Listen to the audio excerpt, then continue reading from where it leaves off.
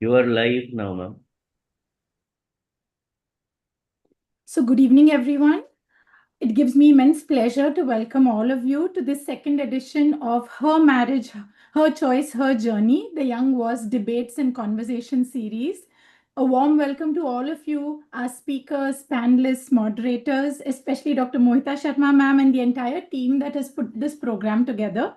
The theme for today, the money question, as well as the entrepreneur's dilemma, I think these are topics that are extremely relevant to all of us, but they're often not discussed openly.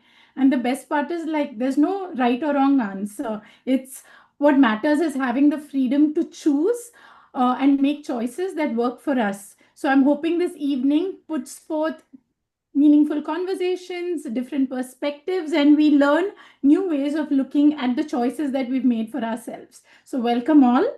To begin, it's my pleasure to invite Dr. Mohita Sharma ma'am.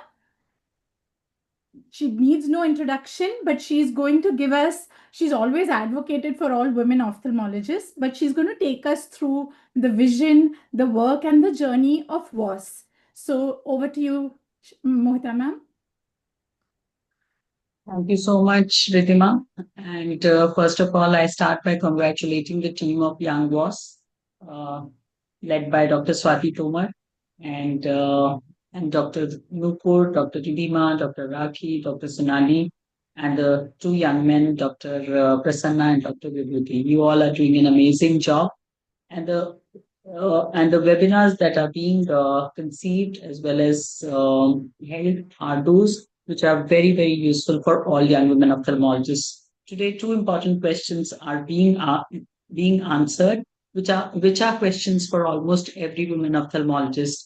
And basically, this was the purpose of this Young WASP wing of Women Ophthalmology Society, because we thought that the challenges that are faced by young women ophthalmologists are a little different from the challenges that not so young women ophthalmologists feel. So you all have beautifully designed these questions, and there are answers that you will be finding today, and those answers would be applicable to most of you. I would like you to know what WAS is and what are the opportunities that you have at WAS, so that you can take those opportunities, because ultimately this society is for you, and this society wants these opportunities to be utilized by you all.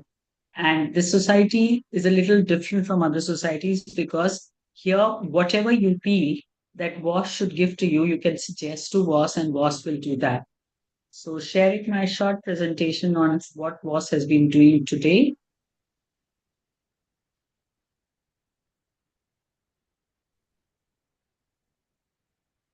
WAS today is 7,000 members, 23 state chapters. One new chapter launched recently, that was the Jammu chapter. We have Dr. Suruji and Dr. Ujala from the Jammu chapter here with us. Thank you for joining us. And one more new one will get launched this year. So there will be a total 24 chapters, with Uttarakhand chapter being added. 200 executive members, 50 men executives. So we are inclusive. There are 10 annual conferences have been done, and there are around 25 activities which happen in a year. And these are not just CMEs or webinars, they are also projects. WAS is all about being different. It wants you to be extraordinary in your profession, and wants you to know that you are not alone in your professional journey. There are a lot of mentors who are there for you, men as well as women.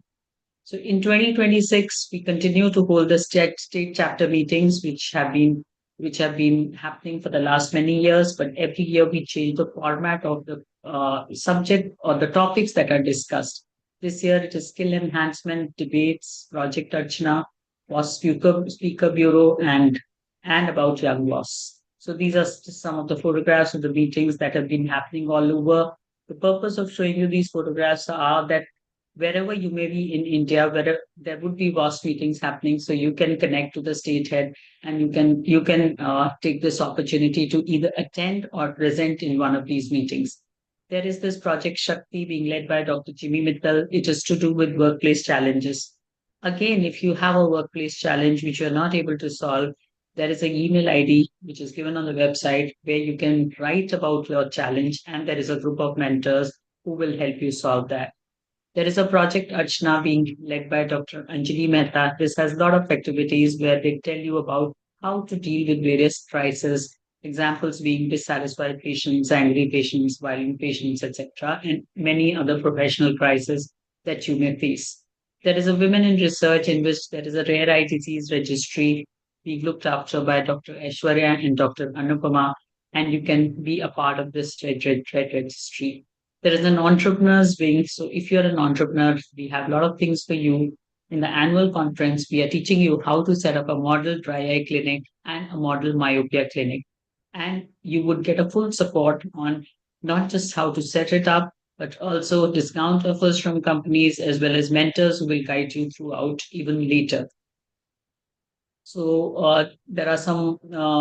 This was last year about model contact lens clinic where everybody shared their knowledge, and similarly it will happen this year. We do projects such as we did this IOL project, so you can be actually a researcher and an investigator. The new things that are happening this year are there are city chapter launches happening. Again, you can participate in these wherever they are happening. Entrepreneur Wing is will be offering a lot of industry offers, discounts, deferred payments, etc. And you will get to know about all these in the annual conference, apart from the model dry eye clinics and model myopia clinics that I talked about. Now, this is about WASCARE is about short-term trainings and observerships. So three trainings have been announced. One is on PACO, one on refractive, and one on imaging. And September, the first batch is going for the trainings. And then the next will be rolled over. So you could apply for these. This is one study that has just been finished. So I just wanted to show that you can be an investigator because two more studies are being rolled out this year. There is a women in retina group. So if you're a retina specialist, you can join this wing, which is called the Wire Wing of WAS. And there is lots for you there. There is a teachers wing. If you are a young teacher, you can become a part of this and you'll find a lot of things there. And of course, there is this young WAS wing, which is working on a lot of things, which you will come to know by and by. And there is a young WAS WhatsApp group which you can join and see these are all the things that are happening, and there is a lot in the annual conference also. There is a finance series which is going on by Dr. Jayashree called Nari Nayan Nivesh. And of course, whenever it's was, it is has to be fitness, fun, and fashion. So lots of this you will see in the annual conference. Welcome to the annual conference in Delhi in October. Last slide. I always end with this slide. I alone cannot change the world, but I can cast a stone across the waters to create many ripples. And a lot of you women have cast these stones and you have created a lot of ripples. And WAS has now become a whole tsunami. And we are all part of that tsunami, and all these opportunities are for you. Thank you. Thank you, Dr. Mohita, for that a wonderful overview of WAS and its activities. So, Young WAS, as we already mentioned, is small wing which focuses on day-to-day issues which women ophthalmologists, particularly under 40 years of age, face.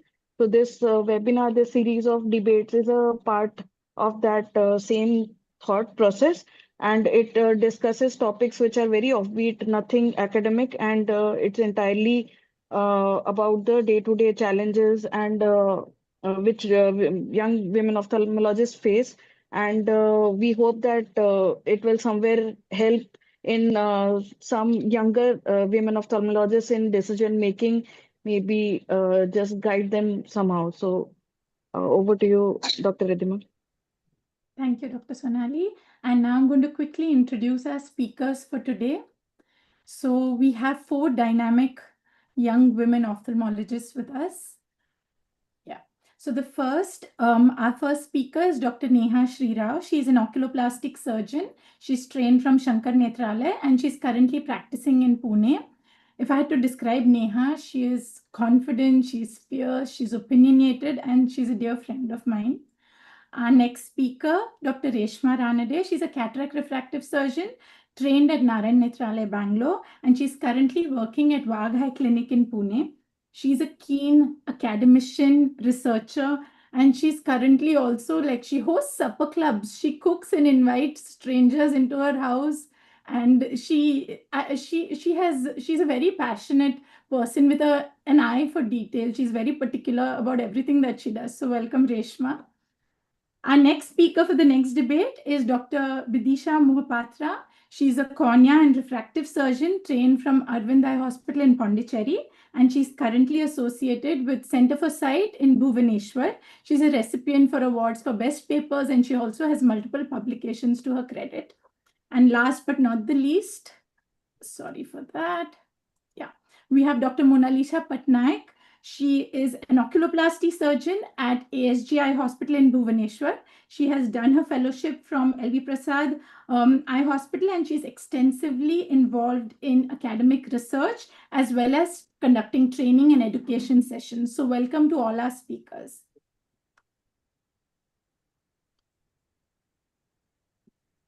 So Dr. Nupur, if you could please introduce our panelists. Yeah, Dr. Ridhima, can you share the screen, please? Yeah. So first of all, I think thank you to Mohita ma'am and Dr. Swati ma'am for giving this opportunity for Young Boss. And of course, Dr. Ridhima and Dr. Sonali have put together a wonderful program. This concept of, this Her Choice, Her Journey debate was actually a brainchild by Dr. Rakhi. And together we're all trying to execute this. And it is my pleasure to introduce all the wonderful panelists. And it's so heartwarming to, have all the panelists from Pan India. It has a Pan India representation, as we'll see. So first panelist for today is I think Dr. Ridhima, I'm missing her name. Dr. Anupama Kiran. Dr. Anupama Kiran, yes. And she has worked as a vitreous retina consultant in INET in Bangalore and at Mumbai Eye Care. And she's got a lot of achievements and awards to her credit. And we can move on to the next one. Welcome, Dr. Anupama, and thank you for joining us today. Our next panel is Dr. So she's completed MBBS from KJ Somaiya Medical College and a fellowship from LV Prasad Eye Institute. And currently, she's presently consultant cornea and anterior segment at Daksh Netralaya, Jabalpur. Welcome, Dr. Chaitali. She has been my co-fellow at LV Prasad, and it's a pleasure to welcome her here. Then we have Dr. Ujala Sharma, who's currently working as a consultant phaco surgeon at Dr. Agarwal's Eye Hospital, Jammu, and she's trained at Eye Care for her phaco refractive fellowship. So welcome, Dr. Ujala. Then we have Dr. Suruchi Gupta again from Jammu, and she's a chief consultant at the Swami Vivekanand Hospital, Jammu, and she's a keen researcher and an academician. Welcome, Dr. Suruchi. And Then we have Dr. Smruti Rekha Priyadarshini. She's currently a consultant cornea and anterior segment surgeon at LV Prasad Eye Institute, Bhubaneswar, and again, a very pleasant and a hardworking person. Can we have the next panelist? Yeah. Then we have Dr. Shweta Dhiman. She's a senior consultant in pediatric ophthalmology and strabismus at JPM Rotary Eye Hospital and Research. And welcome, Dr. Shweta, and thank you for joining us tonight. Then we have Dr. Kalyani Deshpande. She's a consultant ophthalmologist, Eye and Neuro Clinic, Mumbai. Again, welcome to Dr. Kalyani. Thank you so much for joining us today. And then we have Dr. Monica J. And she is the director and chief ophthalmic surgeon at Unity Orton Eye Hospital, Pune since 2002. And she's been an active member of the Pune Ophthalmological Society. Welcome, Dr. Monica. Thank you. I'll introduce the moderators briefly.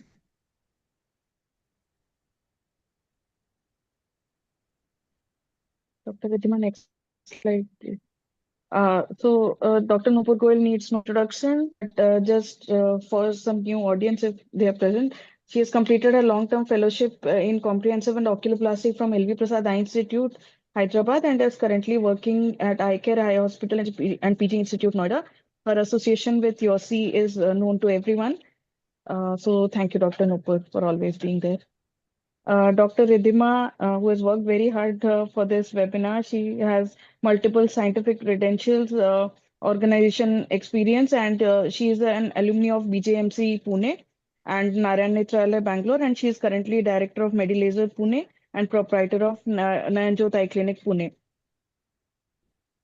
Thank thank you. And we have Dr. Sonali Sahu, my co-moderator today. She's a cornea and anterior segment surgeon at LV Prasad Eye Institute, from where she's done her fellowship, and currently she's practicing there as a consultant in cornea and anterior segment. So thank you very much, and let's begin this session without wasting any more time. So the first debate is the money question, and we have two, Dr. Neha as well as Dr. Reshma, who are going to present opposing viewpoints. Dr. Neha, please welcome. I welcome you to present your talk on one salary, one team. You can start sharing your presentation. Yes.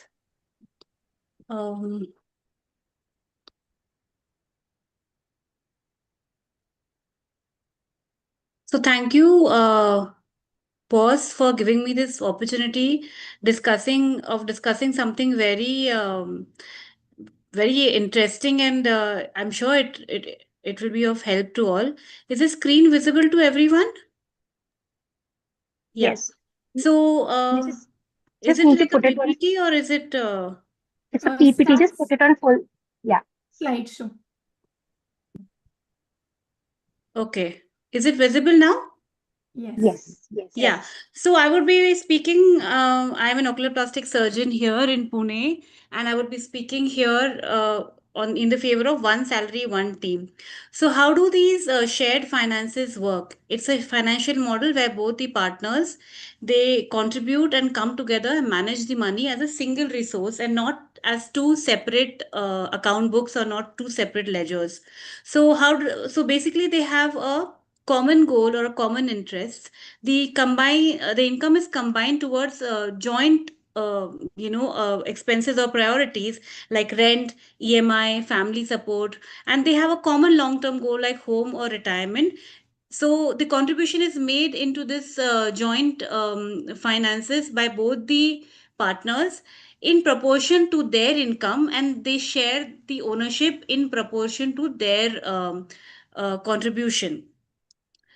The second arm of this shared finances is that both partners have full power and full authority on the financial picture of the house, regardless of who earns more.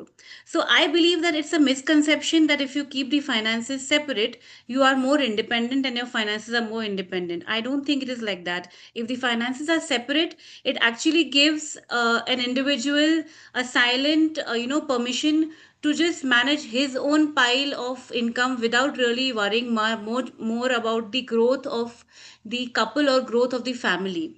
So the shared finances solves this problem where each person has authority over how much money is spent over which part of the goal. And third, and the most important arm of shared finances is a communalistic or a communal kind of mindset. So, in this kind of mindset, we don't really keep an account of who has paid what, and we don't fret over small things. In a transactional mindset, what happens is all the energy is focused by the individual on optimizing his or her own fairness, and that is a very short term or a very in the moment kind of a thing. So if this same energy is transferred by the communal mindset towards growing as a team or growing as a couple, a lot of things become easier. For example, you want to start a business or you want to start your own clinic, you want to buy up some property, you want to change your career. So what the shared finances gives you the opportunity to achieve all these things without putting a burden on one person, and the bigger goals you can achieve them earlier and faster. Now look at this picture. This is 2023. I took a nice luxurious vacation with my girlfriends to Spain. The next year, my husband took a long road trip to Spiti Valley with his friends. We went with a relaxed mind because there was no stress of any financial responsibility. For that month, it was taken care of by the other person without keeping any score. So this is a teamwork, and this is your personal growth in while being a couple. So I really don't see any loss of independence here. Now, how do I suggest, or how do financial experts suggest this 3-point system is that you have a joint account where there is a fixed monthly contribution from each partner. This is in proportion to their income. So say you if a person earns X amount, they will put 40% of their X amount. So it is not unfair to anyone. So the person who earns more is contributing more. The person who's earning less is contributing less.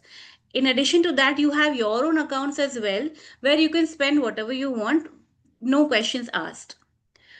Now, when you're talking of shared finances, how does it fit into, your marital life? Like how does it translate into marital success? Now, it's not a surprise that 40 to 50% of divorces in India are linked to money related conflicts.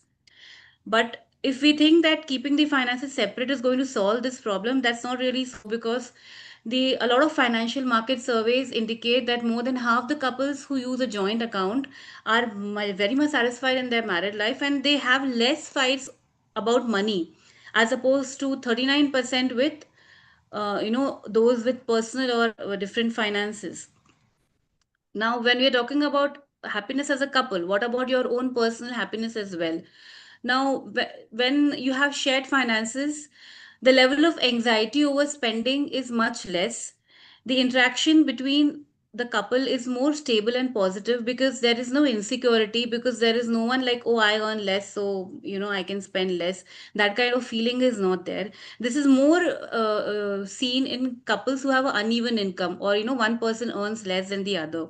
And because there is no scorekeeping, it is more like a team or a camaraderie that is seen between the couple. Specifically for the Indian context, there's something like the concept of family support, which is quite unique to India. If the husband sends money to his parents or siblings, it is considered as non-negotiable. But the same thing a woman wants to do, sometimes it becomes problematic. So to solve this problem, you can put this kind of expenses into the joint budget, not into the individual budget. What this does is that it removes the imbalance from the patriarchal mindset. At the same time, it gives the other partner an idea about how much is spent on family support, and it is not unexplained expenses from your own personal earnings. Also, when it comes to your tax deductions like ETC, ATDs, they should be structured in such a way that each individual maxes out his benefit, so that the family saving and the family income is protected. Some financial experts also suggest that you should keep a 6-month emergency fund which can be liquidated immediately, so that in case there is a sudden illness or there is a sudden loss of job or something like that in the family, it doesn't affect your shared financial system. So to conclude, I would like to say one team, equal say, and shared future. Shared finances are not the loss of independence. They are the structure or the foundation that turns two incomes into equal power, less conflict, and a long-lasting partnership. Thank you. Thank you very much, Dr. Neha, for putting across your point so vividly. Excellent points made, but I think we will discuss this after Dr. Reshma's presentation. Dr. Yes. Reshma, if you can Right. start. I'm just sharing my screen. Yeah. Is my screen visible? No. Yeah. Yes. Is it? Yeah. Yes. Am I audible? Yes. Yes. Right. Good evening, everyone. A big thank you to VOS, Dr. Mohita ma'am and Dr. Ridhima for having me here. I'm going to make my point about sharing the wallet but being independent, because I truly believe that partnership is a choice and it should not be a financial life support system. So be fearless and be financially functional. So the plot twist here is the fact that financial independence does not necessarily mean that you're refusing to share. It simply means that you can share, but without needing to. So your wallet should be your choice. So while you're independent, you can earn, you can save, you can invest, and you can walk away from a bad bargain, even the one which says that you can buy now and pay later. Now, why financial independence matters is because, number one, it gives you the freedom. It gives you the freedom to choose what you want to do. It makes you more confident. It functions as a safety net, and it lets you choose your options. It also gives you the superpower to say that, okay, I will think about it. It buys you options in the sense that today, if I'm financially independent, it allows me a chance to, or a choice to stay or to leave. Or let's say my career is not working out in a particular place, it gives me the choice to switch careers, to take a break, or to start again from scratch. So while dependence asks you to ask your partner that, can I? Independence says that, do I really want to? So a shared wallet is not necessarily a shared identity. So while one account can pay the bills, it should not erase two individual lives. Now, the ideal couple is probably two adults who have two earning capacities, but who can and have a single conversation, and then need not be an audit about who bought the extra latte. Now, my money, your money, and our money. So while personal goals should stay personal, I think shared goals do become a teamwork. So let's say you are wanting to share a house, and you want to buy a house, or you want to start a clinic along with your partner, then the shared goal can become a teamwork. So think of it this way: you can have 3 buckets, but not make it into a single pool wherein you pour your finances and your partner's finances and you draw money out of it. Now, coming to the emergency test. Now, let's say one day your life changes suddenly. It lets you have a choice of, can you support yourself? Can you make your own decisions? And can you sleep without having to check or depend upon somebody else's bank balance? Income is not the finishing line. Earning is step 1, while saving is step 2. And investing is where your future self sends you a thank you note. So save regularly, invest patiently, and insure wisely, and also avoid taking financial advice from random uncles at weddings. So a shared wallet, no doubt, is quite romantic. I've got this. No, it becomes we've got this. So shared goals feel better when both people can stand upon their own feet. But independence definitely functions as a safety net. So love is beautiful, but so is a safety net, especially when life decides to throw a curveball at you. So the red flags in a relationship probably are that you don't need to know the finances, you don't need to have your own account, I'll handle everything. While the green flags are when you have an open conversation, when there's mutual respect, when there's financial transparency, but while you maintain your own autonomy. So essentially, good vision and good values. It lets you have a guilt-free luxury. It lets you spend some, it lets you save some, share some, and enjoy more. So financial independence is not a vow of austerity.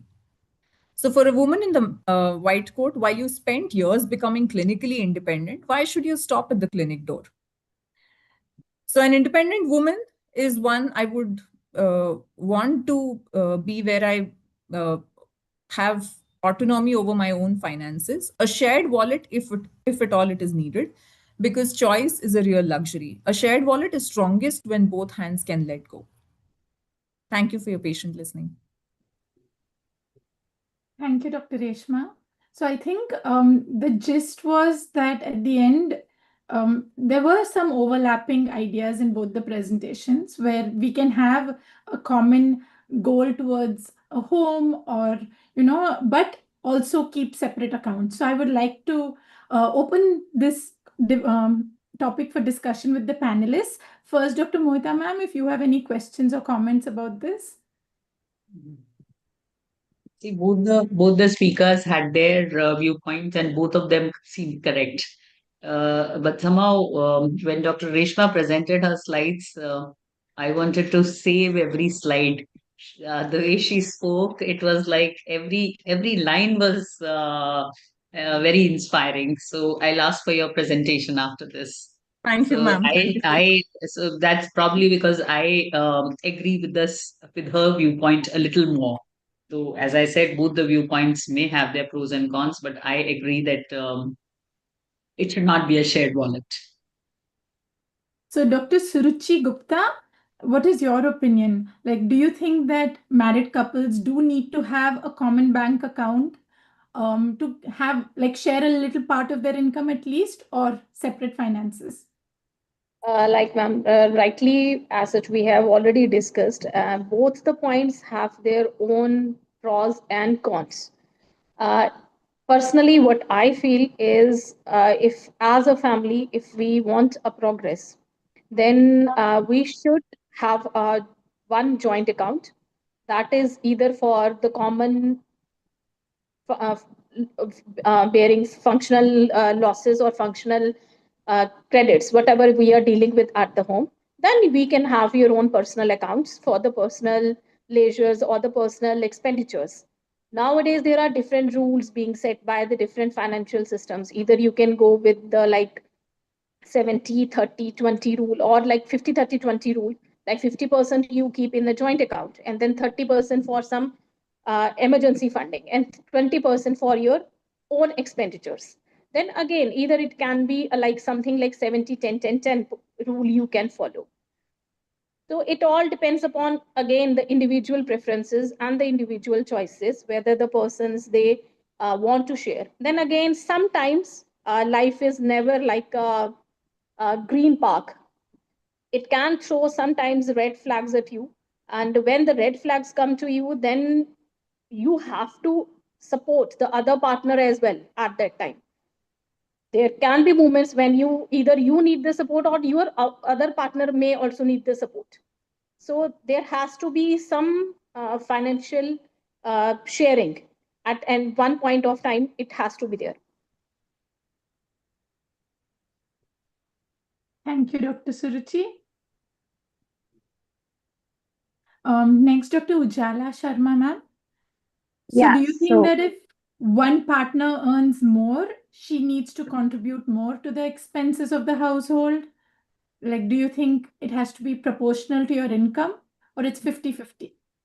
Well, before starting, first I'd like to thank Mohita ma'am for having me here, and also Dr. Nupur ma'am, whom I've met after a long time. She was my mentor in eye care. And now back to the answer. Yes, I feel the person who is earning more should pool more money. So the pooling should be proportional.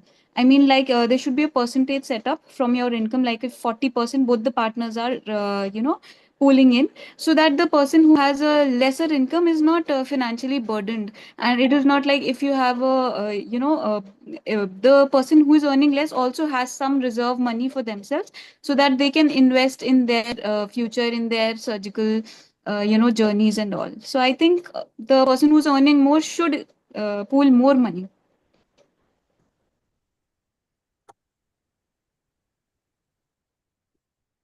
Thank you, Dr. Jala, for sharing your viewpoint, so openly and candidly.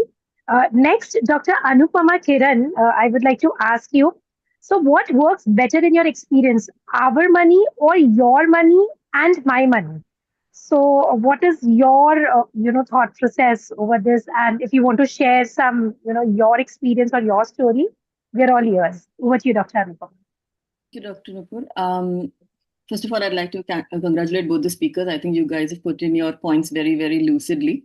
And unfortunately, I think in my understanding, a lot of your points also overlap. It's just how it is structured that is a little bit different, possibly. And when you talk about a family, I don't think there is I, my, yours, all of it. But at the same time, everyone needs to retain their identity. So I think that is the whole debate. How much is of mine is mine? You're going to run a house, you're going to run a family, there has to be shared expenses. It doesn't have to be from a common wallet. You just have to have the understanding of what that is going to look like. Having said that, when we talk about percentage division of income, now someone may be earning a little bit less and someone may be earning a little bit more. And I'm going to come to the uncomfortable topic of why that is. And I'm going to talk about it in terms of women especially, because I think a lot of us have faced this and a lot of us will face this in the future, where you may take a step back in your career. You may be on an equal footing with your partner for a long time, and then over a period of time, because of various reasons, you say, step back, you're not earning as much. I still want to have the same lifestyle that I had. So I don't want to then contribute to the financial pool as much, but I do contribute in other ways. So you can't say, you give me 50% of your income and I'll give you 50% of my income and that will be equal. That's not equal. I want to have expenses that are my own, and I'm doing this and I'm earning less because I'm doing other things that are probably matching up to what my family goals are. So say spending time with my kid or contributing to education and things like that. So I don't know whether having a rigid, you give me 40%, I'll give you 30% thing works. But having said that, under all circumstances, there is some amount of sharing in the wallet. It doesn't have to necessarily come from one account.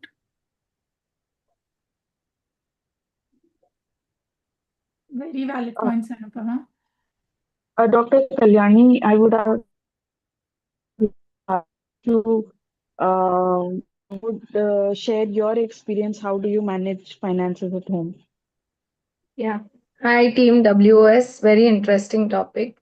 So I can relate to a lot of the discussion, and I sort of agree with both the speakers. Excellent presentations. I will share a little more detail about my family situation. I have 2 children and a husband who's a neurosurgeon. So currently, let me say it openly, he makes way more money than I do, but he also puts in a lot more effort. So I started earning early, but his graph is more steady and uphill than what it is for me now. He's happily shouldering more financial responsibility at present. So though I started early, I'm happily taking a step back right now for my children and for the household. But I also feel that the household expenses, I take care of the household expenses more because the domestic helps and the cook, they need to know कि madam paisa de rahi hai. The money is coming from me, so I'm the boss. And he looks after the clinic rent and all other staff salaries. But the major financial decisions are always taken together. Like for a housing loan, the EMI is paid roughly in a ratio of 25 to 75, like 1:3. So we both have independent mutual funds. We have separate, obviously separate term insurances, but a joint health insurance plan. But long-term goals, SIPs, mutual funds, FDs, that is all separate. When it comes to shelling out money for a major financial decision, like maybe starting a hospital or starting a new OT setup, we will not hesitate to even dissolve our investments to pool in and help the other person. But currently, I like the safety net. I like the idea that I'm ambitious, I'm worthy, and I have this much in my account. None of us really splurge and go on extravagant holidays on their own. So it's a good place right now to be in. So we are happily unequal financial partners, but we don't maintain a scorecard. So I think that is what works best for us.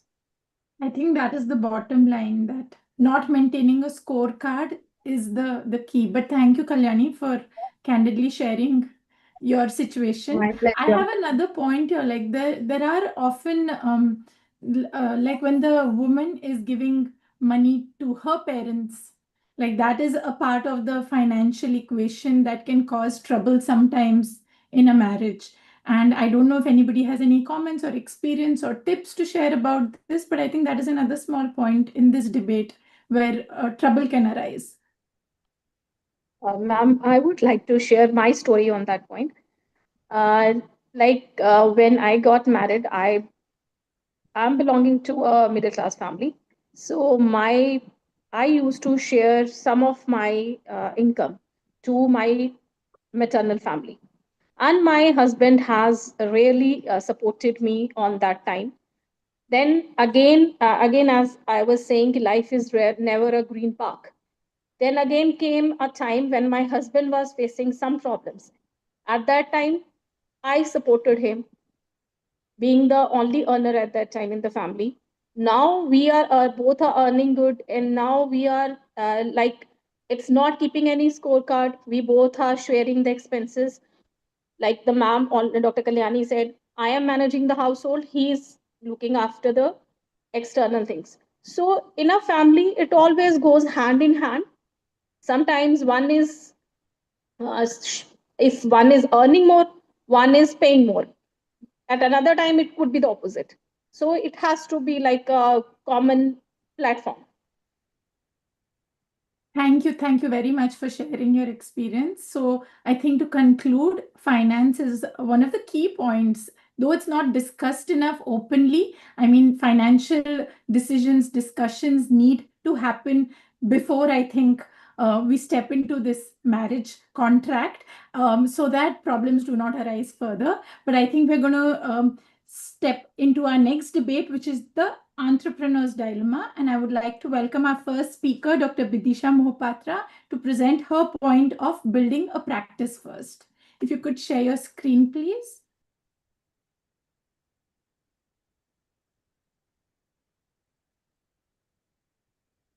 Are the slides visible? Am I audible? Yes. Okay. Good evening, one and all.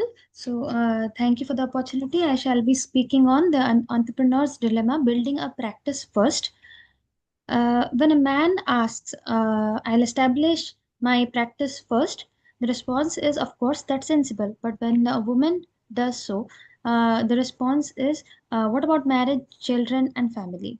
So this is a very strong debate point that why ambition is treated differently in women. And the question behind the question is, must a woman choose between professional excellence and fulfillment of job dreams? And my answer to it is I choose career first rather than a rather simultaneous approach, and that is not because family doesn't matter to me or motherhood doesn't matter, relationships don't matter, but it's because my career is the foundation of my independence, and I want to build that foundation before life asks me to carry someone else's responsibilities. And why does this debate at all exist? It's because medical training it takes too many years. It's a long journey, and in between that journey from MBBS to being a consultant and then marriage, in between somewhere during our PG days or fellowship times, we are often confused.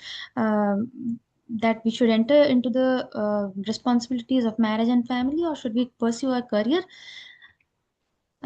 So as said by Paul Coelho, routine has nothing to do with repetition. To become really good at anything, we have to practice and repeat until the technique becomes intuitive.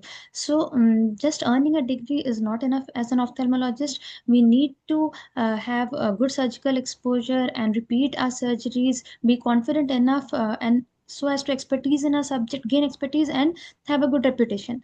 So as said, you can postpone a meeting, you can delegate your household work, but you cannot delegate your surgical learning curve. So the golden years of our career building are the early years, which matter disproportionately because these are the years when we build our surgical confidence, we develop our clinical judgment, we learn complication management, we establish a patient base and build professional reputation. So career momentum is difficult to build after repeated interruptions, and this is particularly relevant to women. So, what does building practice first actually give me? It gives me confidence, financial independence, professional identity. Uh, Building practice first is not just about earning.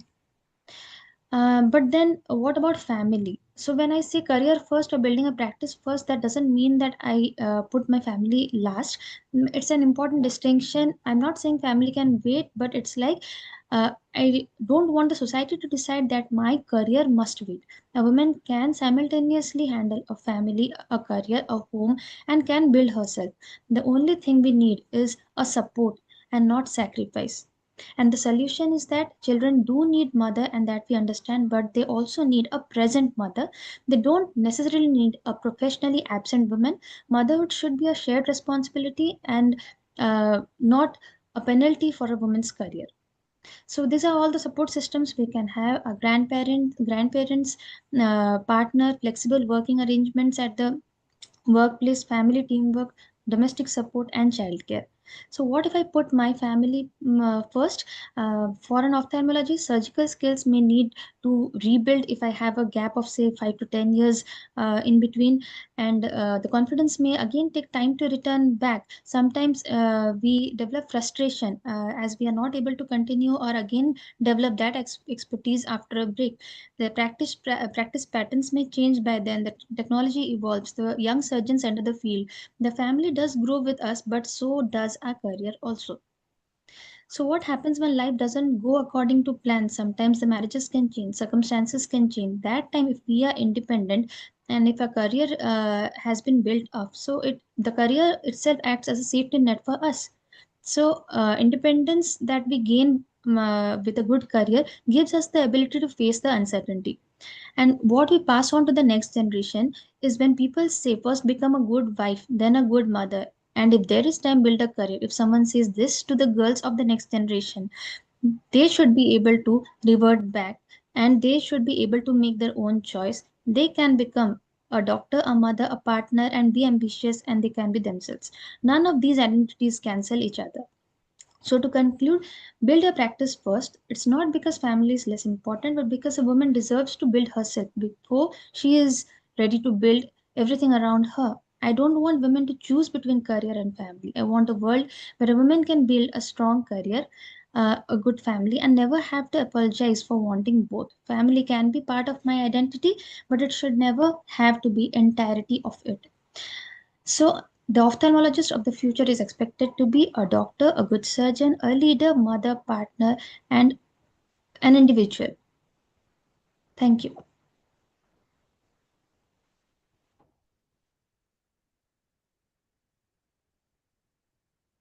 Thank you very much, Dr. Vidisha, for putting across your point of view. And before opening it up for discussion, I would like to hear Dr. Monalisha Patnaik's presentation on building a family first.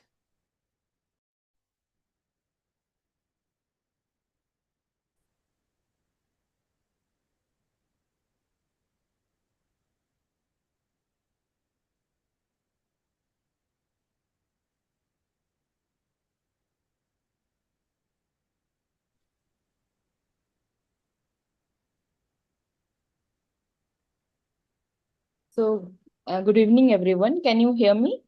Yes. Yes. Can you see my slides? Yes. Okay. Thank you for having me here. So, my debate is build family first.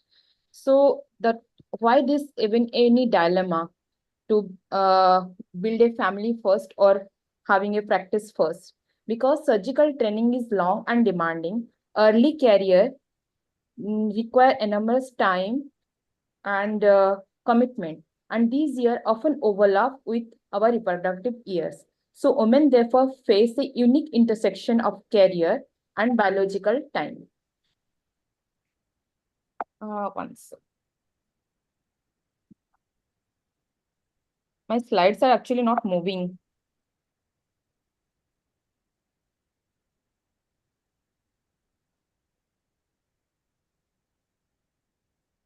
You can Stop the slideshow and then show it in PPT. I'm not able to escape also.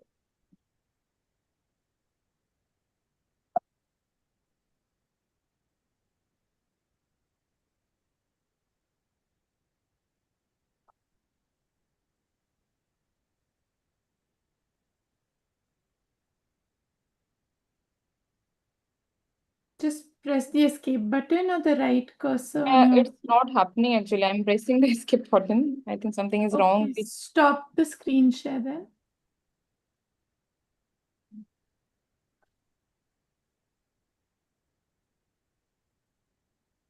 That is also not happening. Just leave the meeting and join again.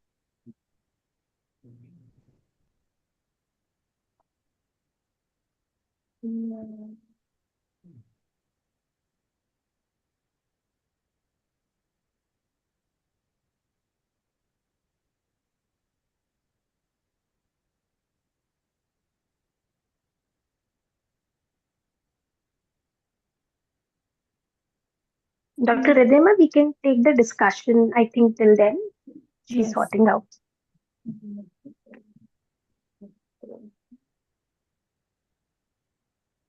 Yeah, it's moving now. Yeah, it's moving now.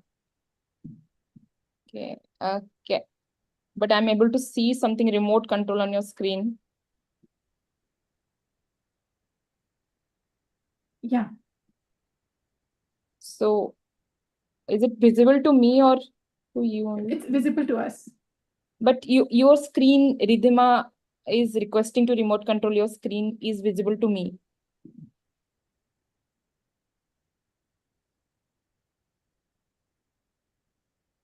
Okay. I think you can just continue. We can see it.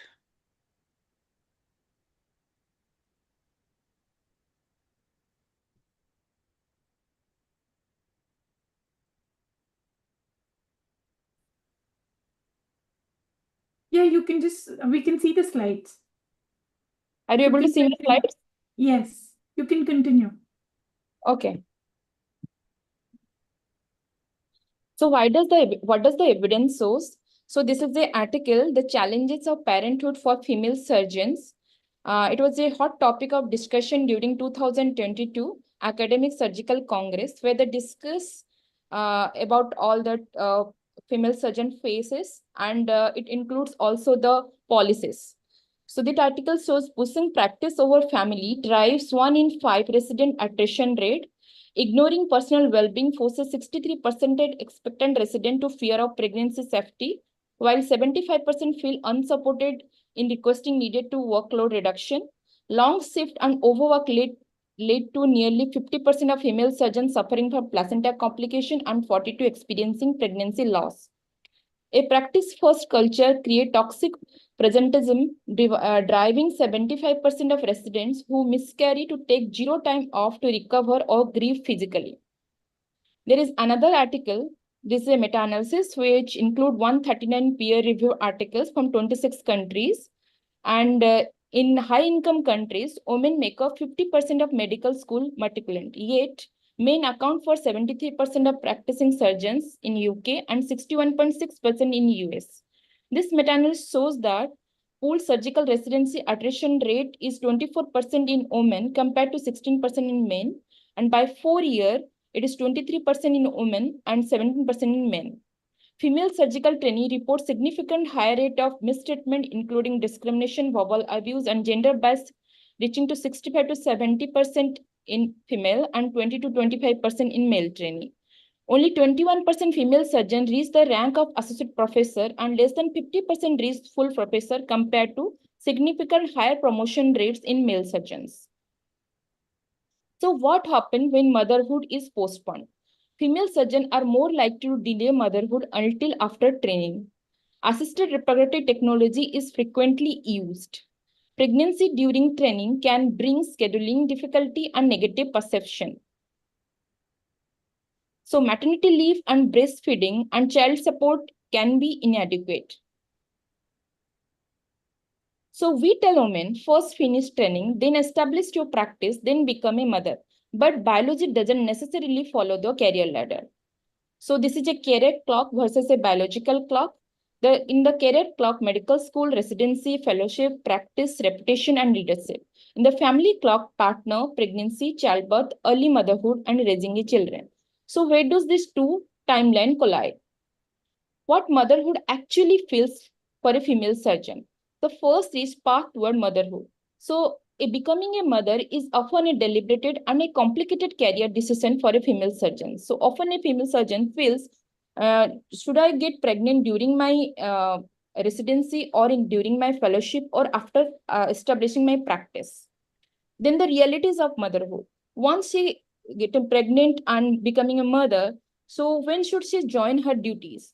And how to manage her kid with her operating timing and patient and clinic, and how to manage her breastfeeding or lactation time, and whether people are going to judge me if I'll give more time to my children and they think that I'm neglecting my job.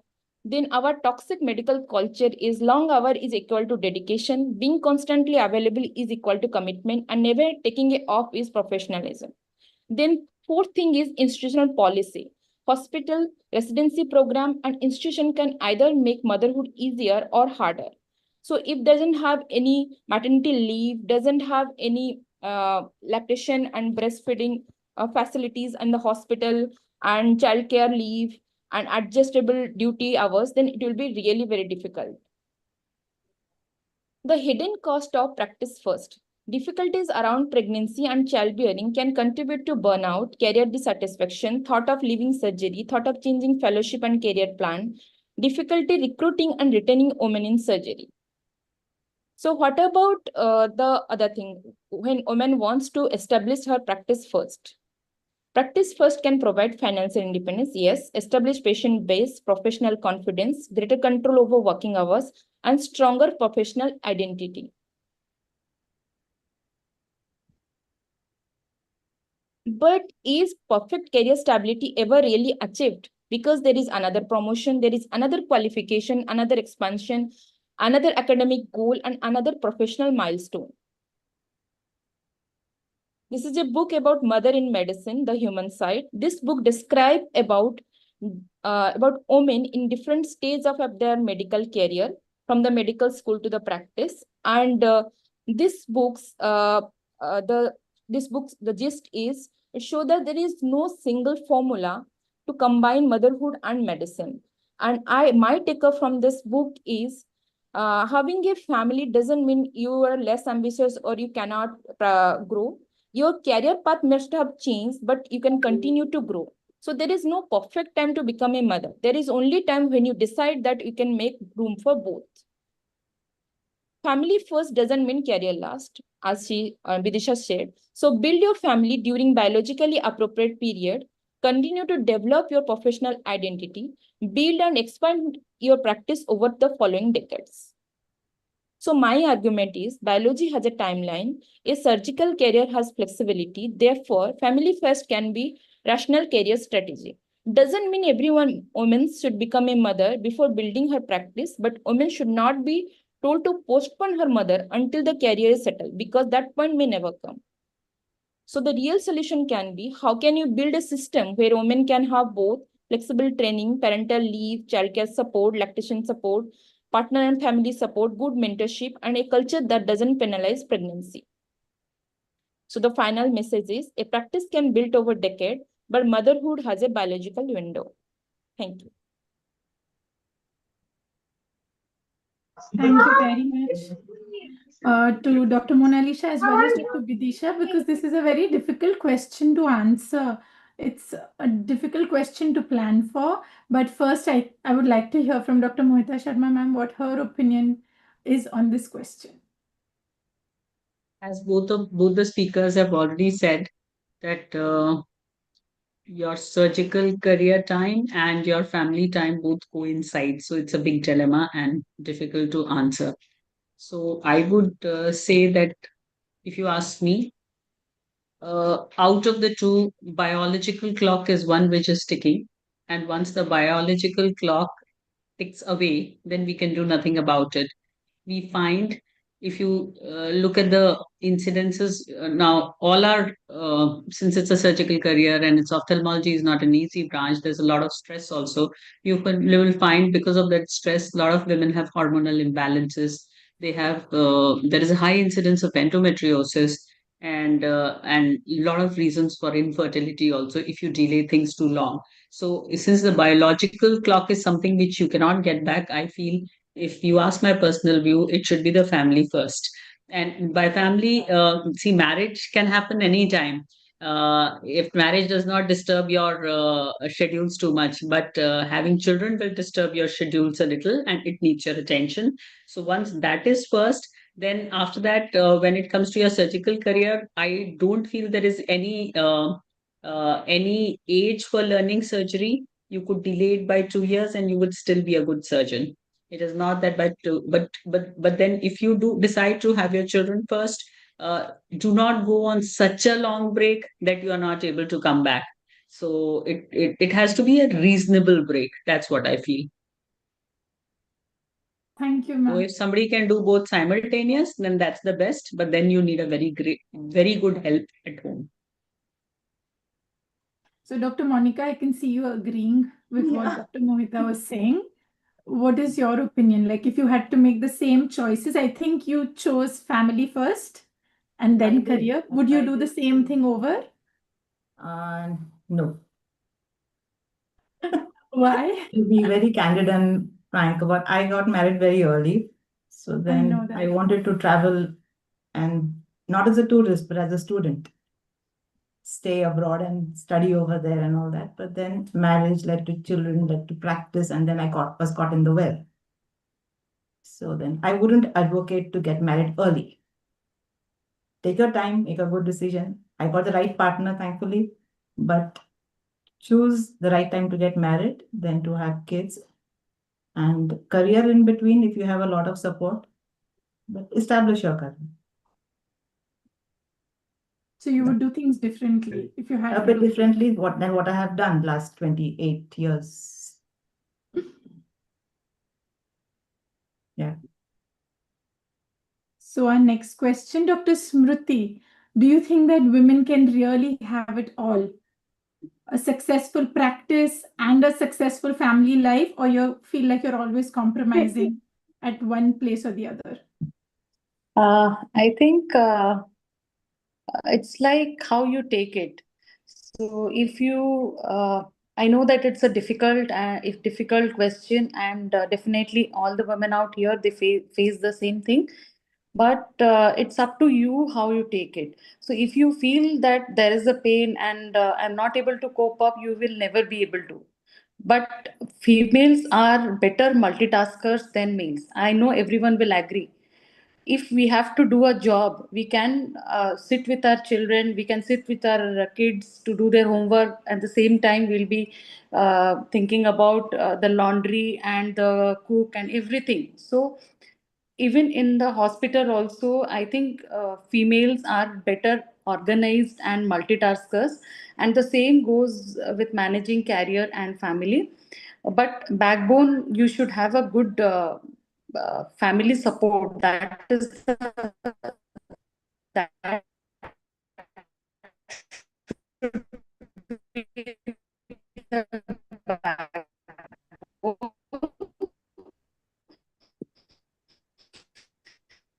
There's some problem with her audio, isn't it? Yes, yes.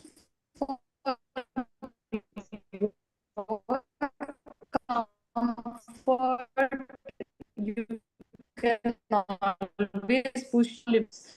Like if I want to work good place, I have to give up my and I so currently, am I audible? Yes, there was a place where we couldn't hear you. It was all muffled, but we can hear you now. So if you can summarize. Yeah, so what I feel is if I have a job to do, because there are no women quota in MBBS. So if I have got a seat and I have completed and I have done my residency fellowship, then I am definitely good at it. So there is no doubt that I can beat the male counterparts in a similar manner. And family, definitely family. Is going to be there in the back of my mind, but what I do is I work on a switch on switch off mode. Once I enter my institute, I don't usually think about my family, but and at 5:30 I definitely am in another mode, so I work in that mode. Yes. Dr. Shweta, I would like to ask you, have you ever felt guilty of choosing work over family or vice versa in any situation? So I think honestly, choosing work over family, I think it has, it causes some kind of guilty to me. But family over work, I will not say guilty, but sometimes frustration. Because that too sometimes, maximum times I'm happy about this because this is kind of a break for me and I enjoy with my son a lot. It's like very peaceful time for me. So when I choose work over family means it doesn't mean only like hospital commitment, but also conferences which we attend like inside state, outside state or outside India, and that traveling time and then preparation time for the presentations because it is not just one presentation. So that point of time I feel that am I taking my son's time away? And frankly speaking, in the conferences, each day evening, I call my son to see what is happening at home and that emotional thing which happens on the video call. It is really touching. Though my husband is around, but I miss mama kind of thing. I think we cannot get away with that. And interestingly, when I spend more time with family and give less time to work, it produces a lot of frustration sometimes because now we see so much of social media and young ophthalmologists are coming up with presentations, awards, and those certificates kind of thing, and then cover images publication. Sometimes I feel when we are stuck in our moral responsibilities and we are not able to find out time for all these things, that creates a little bit of like a frustration to me. But I think by the end of the day, both are important. And if you ask me the work-life balance, I perhaps don't choose to give 50-50 to both because I think it's everyday thing. What each day demands from work and from family, accordingly I choose. Like sometimes it can be 70 for work or 30 for work. And I think I'm evolving through it. So I will not say that I've achieved the work-life balance. Probably I'm still like learning it. And this is how we all are doing, probably figuring it out when we are going along the time. That's it. Agreed. Dr. Nupur? Yeah, hi. So, very, very interesting perspectives and discussion, and about the work-life balance and choosing family or whatever. So, next question is to Dr. Chaitali. So, Dr. Chaitali, I'd like to ask you: should you build your career first or start a family? So, when the time feels right. So, what is your perspective on this? Over to you, Dr. Chaitali. So I'll just share what I did. I did build my career first. And it's also because as soon as my husband is also an ophthalmologist. So we both were very driven and we wanted to have our own hospital. And we had just gotten married after our fellowship. So we also wanted to enjoy our married life. So I'll tell you what we did. We did a AMH test. My AMH was good. So we knew we had time to have children. And we were headstrong, focused on getting our clinic and hospital running. Around, I think everyone who's in private practice will agree that around the second, third year, you start feeling comfortable financially. Patients are walking in. I think there is a time over there where is the perfect time you should then think of having your family, because the patients know you, they may wait for you. Like right now, I have had my second child, and when I go back to clinic, my patients are waiting for me. It's not like they are going to somebody else and I'm losing out on patients. They'll wait for me for a whole week also if they have to. So that sort of satisfaction is there with my work. But also, I delayed my second child a little bit, which I thought I should have had a little earlier, because I was already 35 when I got pregnant. So I did have some complications in my second pregnancy. I had the second pregnancy thinking that I'm a macho woman and nothing is going to happen. But I had major complications. I had to go on bed rest, and because my husband is also an ophthalmologist, and he is extremely supportive, and we are 50-50 at work also and 50-50 at home also. He changes diapers, he does everything. So I had full support. So I was able to do it. But maybe I should have had my second child a little earlier than what I did. That is also there. So there's no perfect answer. You have to decide at what phase you are in. Having a child during fellowship is very difficult because both are extremely challenging. For that, you have to see your support system. If your parents are always around, they are supporting you. That is a blessing. We have both sets of parents who are very supportive with the kids. So that is also, I was able to do, I am able to go to some conferences that I choose to. My husband is able to pursue all his hobbies because we have in-laws and my parents who are always supporting us. So you have to see your own situation and decide. And it's also important that you enjoy your married life. So if you are living separately and also then you are having a child, and the child will be with the mother all the time. Your husband is also studying somewhere else. So I feel like life is to enjoy also. So then maybe you should take some time off and enjoy those 2-3 years of your life, the first 2-3 years of your children, because after they are 5-6, they don't really want you. And after they are 10, they actually don't, I think, need you around them. So I think the first 2-3 years you should enjoy. So you should, if your career is settled, then it's easier to focus on the kids. So very Thank you, interesting. Dr. Yeah. Thank you, Dr. So Chaitali. thank you. But I had this, she made a very important point about the biological clock ticking. Like she had her AMH test, and now so many people are like freezing their eggs because they don't want to have children early. They want to enjoy life because you're just studying, doing fellowship, working. When are you going to enjoy and travel and have some few years for yourself if you just start a family? So it's open for discussion if anybody has any more have comments. a point to make on this. I feel like it's very important to be aligned with your partner. First of all, do you really want kids? If you want kids, when do you see yourself having kids? How you see yourself raising your family? And you need to have that important discussion of what if we have fertility challenges later? Because I see couples who then have arguments about I'm okay with you delaying, but I won't do IVF, or I'm not into adoption, or I'm not into any of those things. So those are very hardlined, I would say, moral things stands that people take, which you need to be aligned with your partner before you make the choices of family, because it's not a one-person choice, it is a two-person choice. And then again, of course, I would also agree with Dr. Monica, where she said that she wanted to study abroad. And I also feel that I missed out on that, but that is something that you realize retrospectively. Yeah. So if you can't always make the right choice, you won't have made the right choice most of the time. You probably will have some regrets along the way, but at least some basic ideology should be clear. I want children, yes, no. I'm okay with fertility treatment, yes, no. If I don't have children, then what? So these are things that can make or break a relationship. So that is, I think, eventually you and your partner are the family, and everything else is an add-on. I like Chaitali's point a lot. May I say that? And I'm going to put this point to my daughter. Thank you, Chaitali. Very smart decision.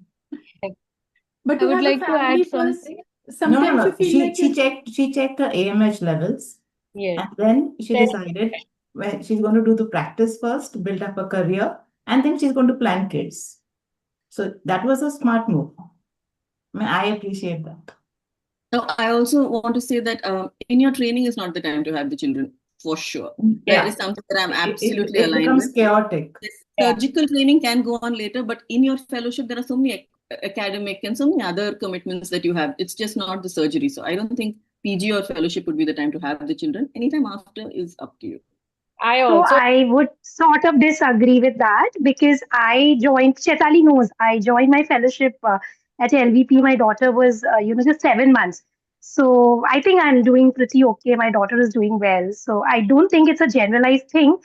As everyone said, it's your support system, your decision, and that's why it's her journey, her choice, which is there. And what I sort of just felt, that I don't know. I just noticed that most of us keep saying, I regretted doing this. I wish I had done it differently. I don't think that should be our attitude. I honestly don't regret anything in life, in my life, and I think that should be the attitude. Whatever everyone is doing, I think everybody is doing wonderful. So I think we should all be proud of, we made our choice because of certain circumstances at those point of time. So I think it's about, whatever we chose, we are making the best out of it. So that would be my thing, that we should not have any regrets at the end of the day.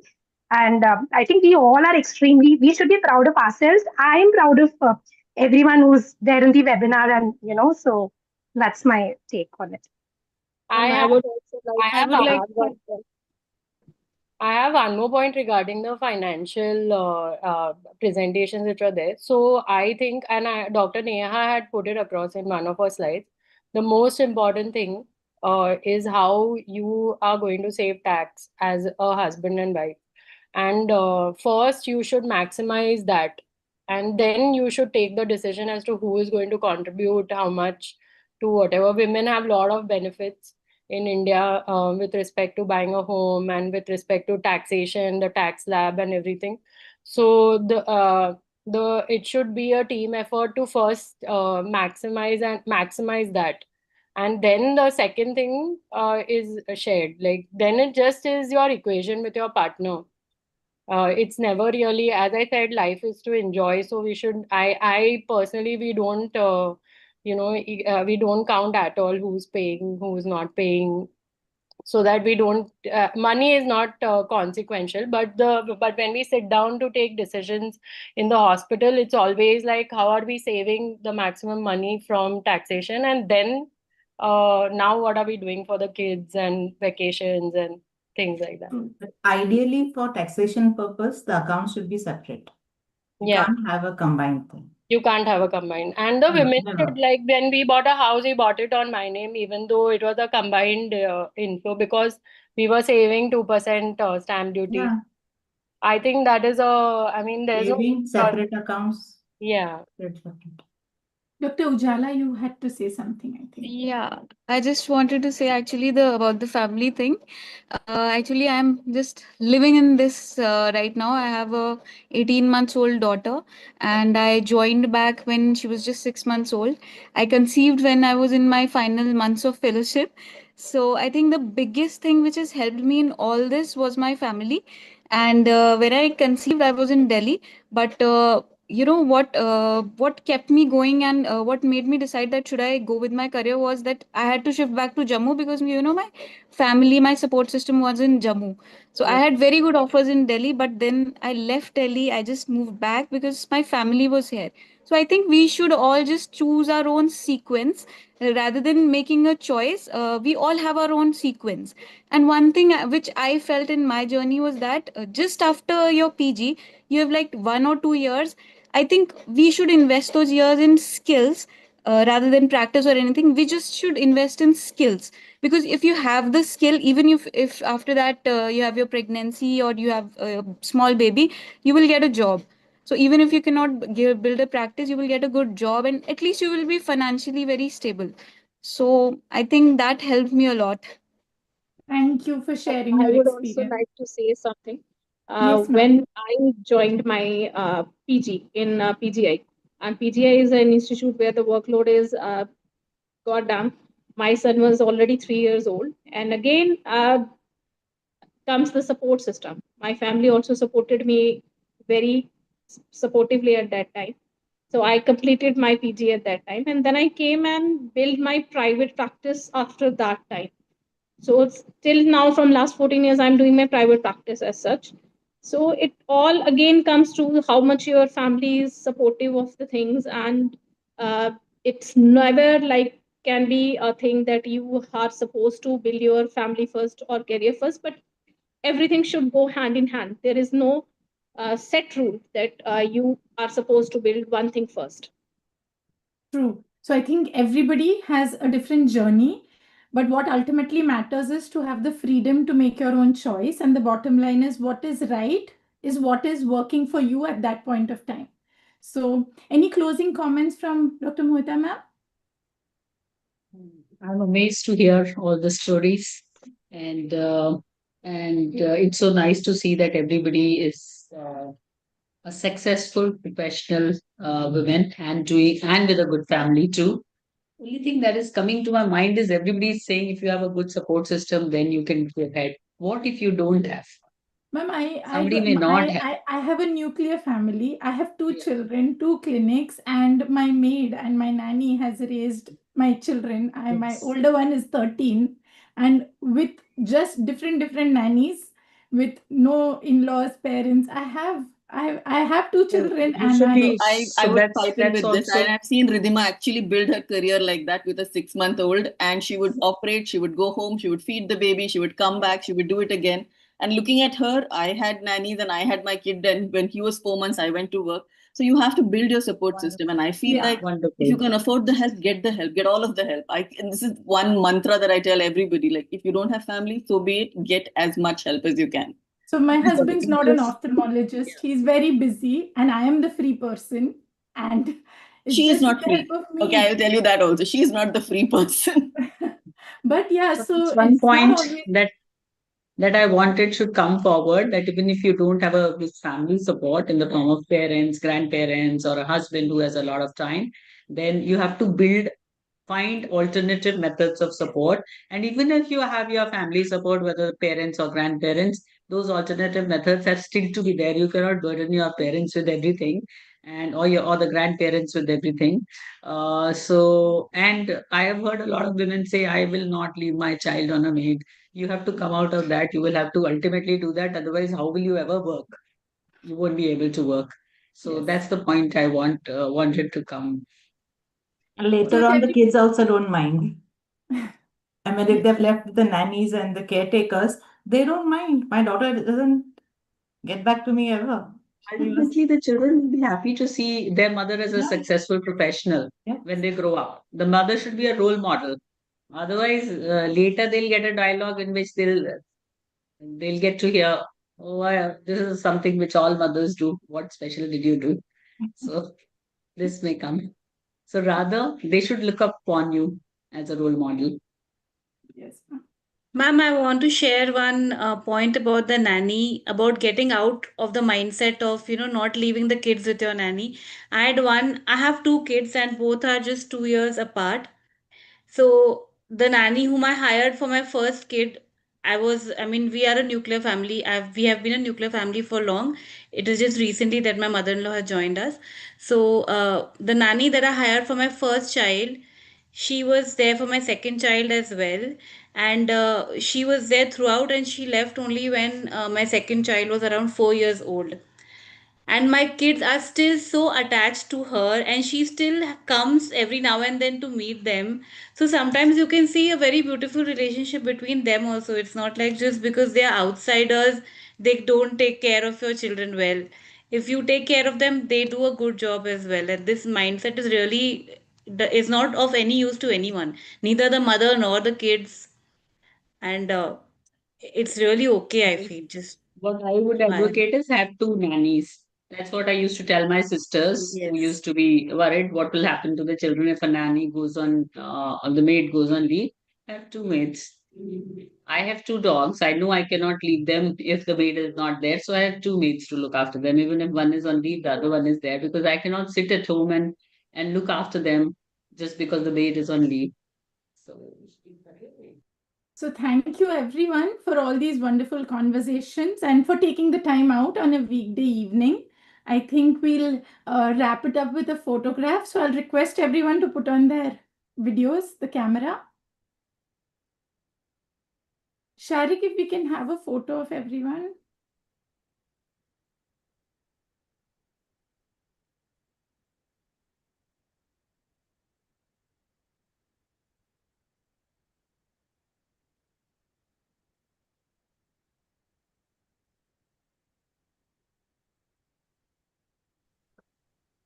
Are we ready?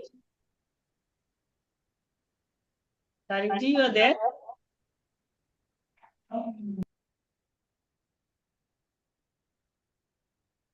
Okay, I think I can do it. I'll take it. Done. Thank you very much. Thank you to Thank each you. one for the wonderful views and stories and for sharing your time with us. Thank you. Thank you, Ridhima, for conducting this webinar so well. Thank you, ma'am. Thank you.